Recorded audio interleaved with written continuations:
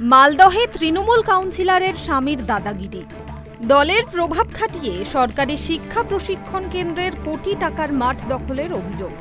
ইটের প্রাচীর এবং লোহার ব্যারিকেড দিয়ে রাতারাতি মাঠের বেশ কিছুটা অংশ দখলের অভিযোগ। অনুমতি ছাড়া এইভাবে সরকারি জায়গা দখল করা যায় না। আমরা কাউন্সিলরকে বিষয়টি বলেছি, অনুরোধ পর্যন্ত করেছি, প্রয়োজনে ব্যবস্থা নেব। কড়া হুঁশিয়ারি সরকারি শিক্ষক প্রশিক্ষণ কেন্দ্র তথা মালদা গভর্নমেন্ট টিচার ট্রেনিং কলেজের অফিসার ইনচার্জ কার্তিক চন্দ্র সরকারের। ফোন করেছিলাম কাউন্সিলরকে, আপনাদের কাছ থেকে জানা যে কি ব্যাপারটা, মানে কি হচ্ছে। ওরা যেটা বলছেন যে খেলার জন্য ওরা ঘিরছে। আমি যেটুকু রিকোয়েস্ট করেছি ওনাদেরকে যে ওটা খেলার জন্য তো এইভাবে ঘিরে রাখা যায় না, জায়গা সরকারের যায়। হ্যাঁ, তো এটাকে ঘিরে রাখা যায় যাবে না। তো রিকোয়েস্ট করেছি ওনাদেরকে, এখন কি ব্যবস্থা করবেন। আপনাদের কি জানিয়েছিল আগে? না না, কি জানেন, আপনাদের কথা আমাকে এখন হায়ার অথরিটিকে জানাতে হবে, আপনারা লিখিত লিখিতই তো জানাতে হবে। উল্লেখ্য, এই সরকারি শিক্ষক প্রশিক্ষণ কেন্দ্রের প্রায় 4 একর জায়গা রয়েছে ইংলিশ বাজার পৌরসভার 3 নম্বর ওয়ার্ডের মালঞ্চপল্লী এলাকায়। সেই জায়গারই বেশ কিছুটা অংশ রাতারাতি দখল করার অভিযোগ উঠেছে স্থানীয় তৃণমূল কাউন্সিলরের স্বামীর বিরুদ্ধে। যদিও এ বিষয়ে কাউন্সিলর মনীষা সাহা মণ্ডলের সাফাই, কোনো জায়গা দখল করা হচ্ছে না, বাচ্চারা যাতে খেলতে পারে তার উপযোগী পরিবেশ তৈরি করা হয়েছে। জায়গা দখল হচ্ছে না। আপনি যদি অভিযোগ পেয়ে থাকেন তো নিশ্চয়ই আপনি স্পট ভিজিট করেছেন।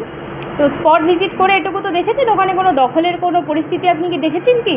আগে এটুকু আমাকে বলুন, আপনি কি কোনো দখলের পরিস্থিতি দেখেছেন? যদি না দেখে থাকেন, তো আপনি যদি স্পট না দেখেন, অবশ্যই আগে স্পট দেখুন।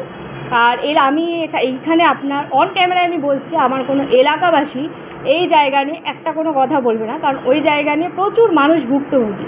কারণ যেই জায়গার কথা আপনি বলছেন সেখানে একটা খেলার পরিবেশ, খেলার জায়গা তৈরি করা হচ্ছে, না কোনো ঘর, না কোনো ক্লাব, না কোনো মন্দির, কোনো কিছু হচ্ছে না। একটা খেলার জায়গা, শুধুমাত্র ওখানে যাতে করে বাচ্চারা কোনোভাবে খেলতে পারে সেটুকুই একটা মাটি ফেলে একটা ড্রেসিং হয়েছে, এর বাইরে কিছু। অন্যদিকে এ বিষয়ে সরকারি শিক্ষক প্রশিক্ষণ কেন্দ্রের অফিসার ইনচার্জ কার্তিক চন্দ্র সরকার জানান, তৃণমূল কাউন্সিলরের সাফাই খেলার জন্য জায়গাটি ঘেরা হয়েছে, কিন্তু এইভাবে সরকারি জায়গা ঘেরা যায় না। আমরা অনুরোধ করেছি, না হলে আগামীতে আইনি ব্যবস্থা গ্রহণ করা হবে।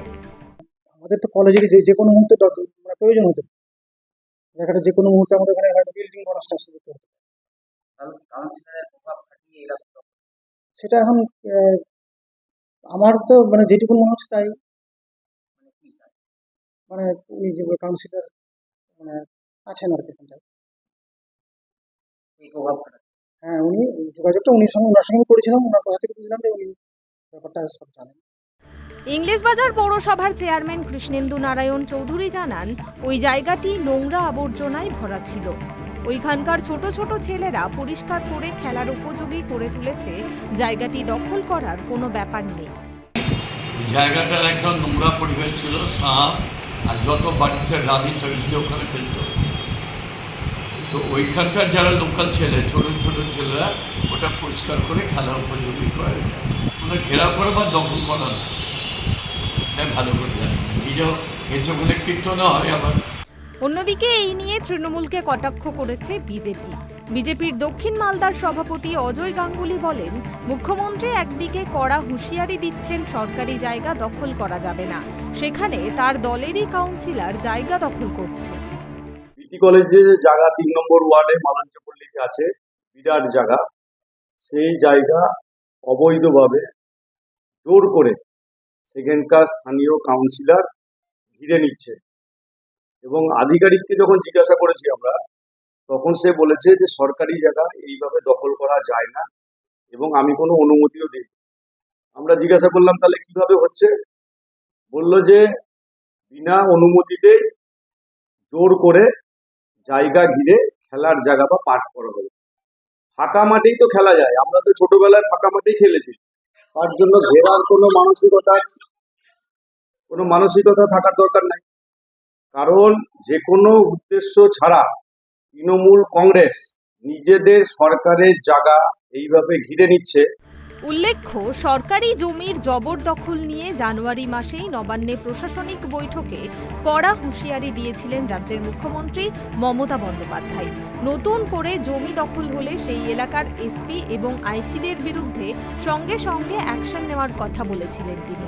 জেলা শাসকরাও যদি মনে করেন যে তারা ঘরে বসে থাকবেন, তা হবে না বলেও জানিয়েছিলেন মুখ্যমন্ত্রী। জানুয়ারি মাসে প্রশাসনিক বৈঠকে সরকারি জমির জবরদখল নিয়ে এমনটাই হুঁশিয়ারি দিয়েছিলেন তিনি। আর তার কয়েক মাস ঘুরতে না ঘুরতেই তারই দলের কাউন্সিলর এই জায়গা দখল ঘিরে উঠতে শুরু করেছে একাধিক প্রশ্ন। মালদা থেকে রুহুল আমিনের রিপোর্ট, ট্রাইব টিভি বাংলা।